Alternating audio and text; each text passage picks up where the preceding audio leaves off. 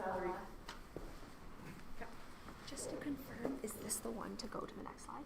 Oh, next slide? Sorry, down. Is next slide. Next slide. Yeah, amazing. Thank you so much. You're welcome.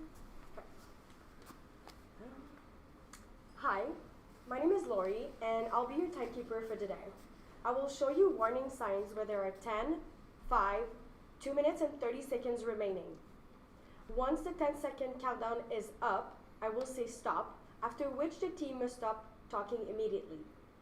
Afterward, a 10-minute question and answer period will follow. I would like to remind you all that all team members must speak, all team must minimum of 15 minutes, and all team members must speak during the presentation, but not necessarily during the Q&A period. Audience member, I will ask you to please place your phone on silent mode and remain seated in the room for the duration of the full presentation and Q&A period. I will now let the judge introduce themselves. Once they are done, you may begin your presentation and the timer will start. Judges?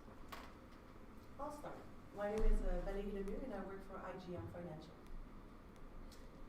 My name is Tim Cummings and I worked for IGM Financial. I'm now retired.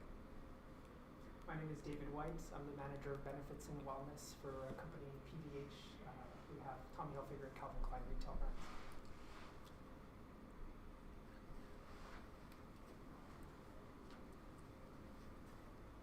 Throughout history, the role of women in industry has been changing, and changing in a positive way. Starting in the late 1800s and early 1900s, women almost exclusively worked in factories and doing domestic work. However, when World War I came, in the 1914 to 1918 period, men were off at war and women started doing jobs that they never had before, such as farming and policy work, really pushing the boundaries as to what women can do in the workforce.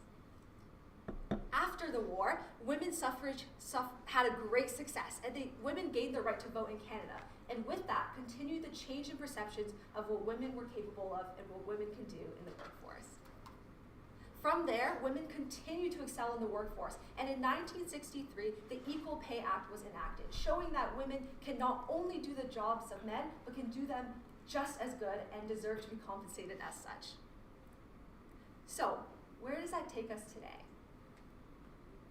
Women are increasingly accessing education, with 68% of women choosing to go to post-secondary, a percentage higher than men, and we're seeing them continue to break that glass ceiling, with CEOs like Indra Nooyi, the CEO of PepsiCo, showing that women can hold these high-power positions and that they belong in industry.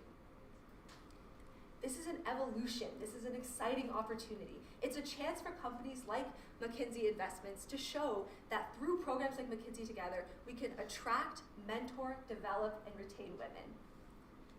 With that, good afternoon and thank you for joining us. My name is Isabella and I'm joined by Cole, Kieran, and Josh, and we are so excited to present how McKinsey Investments can invest in a brighter future for women. With that, I'd love to pass it off to my colleague, Josh. Thanks so much, Isabella. So just a quick executive summary for today. Our key question that we're answering is, how can McKinsey Investments implement recruitment and retention practices that can empower women in finance to achieve gender parity within their organization? Within this question, 3 key challenges are ahead. First is the limited development programs for women currently. Secondly, there's a high turnover rate amongst women in finance. And the last one to think about is the limited visibility of female role models in finance. Therefore, our recommendations, which is 2-pronged, we believe we're able to solve these questions. The first one being to gain awareness. This is really increasing the visibility of opportunities for women in finance. Second piece to that is driving the momentum further. So we're going to continue investment in the development of women in finance, specifically at a younger age. There are a few key impacts here, but the one I'll highlight is that we'll actually generate 3,863 more applicants for McKinsey Investments. Currently, we'll think about an overview of the asset management industry first. We see that female representation is quite low in the industry at 12.5%. As well, Canada currently sits at 12.8% of that, and it's actually lower in terms of finance people who, it's currently actually lower than the number of people pursuing finance education at 29%. So overall, this really leads us to the asset management industry currently being a very male-dominated space. I'll pass it on to Cole to speak more about this.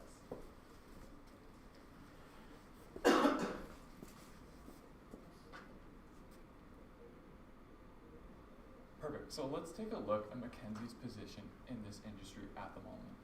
Mackenzie is one of Canada's largest asset managers, with almost $203 billion in assets under management and 175 investment professionals scattered throughout Canada. Unfortunately, only 30% of these actually make up the workforce in these 175 investment professionals. And only 31% actually end up attaining a senior leadership position in Mackenzie. There is so much more to be done. So why is this industry actually so male-dominated? So we were able to really boil it down as to understanding why the industry is so dominated by males, right? And we understood that this industry is created by males for males. And we're going to break that down a little bit further today in the presentation. However, we believe we're able to combat this through a recommendation called Mackenzie Today and Together. And that is focusing on the attraction, mentorship, development, and retainment of women talent. Moving on to these buckets here, you can see that we're able to further bucket them into two larger groups, focusing on recruitment, so that's the attraction piece, and the retention that Mackenzie Investments really wants. So the mentorship, development, and retaining.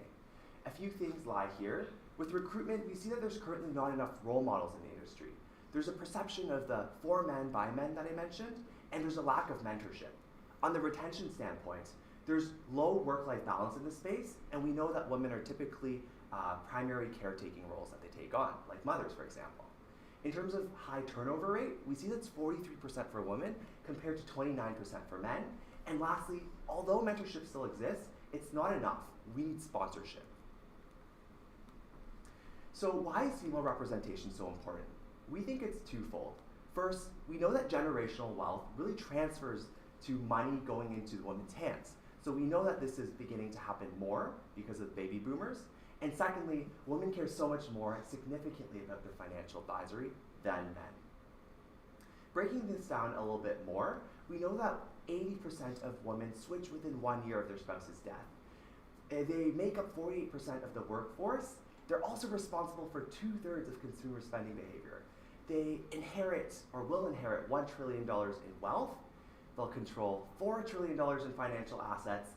For organizational membership of the Women in Asset Management organization spearheaded by Mackenzie Investments. This connects them to a network of women in the industry across all levels of seniority and helps them unite asset management firms across Canada so everyone is on the same page towards driving diverse representation forward in the industry. The Congress will switch locations annually beginning in Toronto, and that will be the core culmination of the year of activities. Now, by giving women the opportunity to join this organization, they become part of a network unified towards a common goal. And this sense of community leverages the behavioral heuristic of affinitive commitment. Women are increasingly motivated to stay in asset management because of the relationships they have built with fellow women in the industry through this organization, thereby enhancing retention within not only Mackenzie, but the industry as a whole. And one key case study we leverage is the Women in Private Capital organization recently founded by Christine Robinson, who spoke about the need for a unified network of females in the industry to really unite the women in private capital, and we really think we can replicate this important model within asset management. Now, moving beyond that, we really think that it's important to really think about strategically how are we implementing this, and we felt that a reasonable number of women to target was about 200 attendees to our conference every year across all levels of seniority. This way, people develop authentic in-person relationships with people at Mackenzie, but also more broadly. And what this means is that they're able to receive not only mentorship, but sponsorship through these authentic relationships, really allowing them to achieve senior progression and see these female figures as an opportunity for career longevity and to achieve that seniority. Now, Mackenzie becomes the go-to name for diversity within the asset management industry and increases diverse representation, not only within Mackenzie, but Canada as a whole, acting as the pivotal force for diversity in asset management for years to come. And I'd love to pass it back to Cole to talk about the impact of this recommendation. Amazing. Thank you, Karen. So, hosting this conference University of Toronto, we believe is going to be extremely impactful for connecting these women. Specifically, we hope to connect over 200 women annually by hosting this conference. Overall, it addresses some of Mackenzie's key KPIs going forward for actually developing women. It comes in the form of skill development, leadership development, and training and development. Overall, there's some key costs associated with the conference, and a side benefit here, a direct benefit of this is decreased turnover. Because we're connecting these women, they're going to feel more loyal to our company, and overall, we can help decrease turnover. We have some just key risks and